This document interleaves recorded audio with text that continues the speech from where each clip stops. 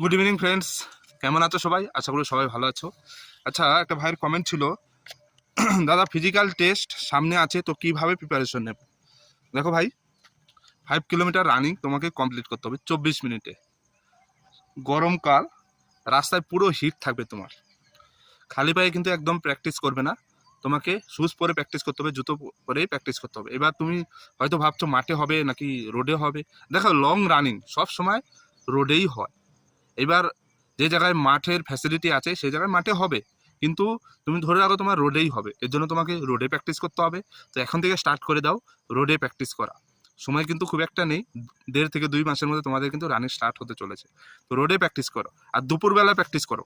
ওকে, সকালবেলা প্র্যাকটিস করে কোনো লাভ নেই, দুপুরবেলায় প্র্যাকটিস করো। 5 কিলোমিটার, 5 থেকে 6 কিলোমিটার তুমি প্র্যাকটিস যদি দুপুরবেলায় করতে পারবো, তাহলে তোমাকে কেউ রুখতে পারবে না, তুমি 100% পাস হবে, তুমি মিলিয়ে দেখো। এই জন্য দুপুরবেলায় প্র্যাকটিস কর। এটা আমার টিপস, বাকি তোমার ইচ্ছা, তোমার লাইফ, তোমার জব, সবই তোমার হাতে। আমি শুধু তোমাদেরকে মোটিভেশন দিতে পারি, বাস এইটুকুই। তো সবাই ভালো থেকো, সুস্থ থেকো। জয় হিন্দ, জয় ভারত।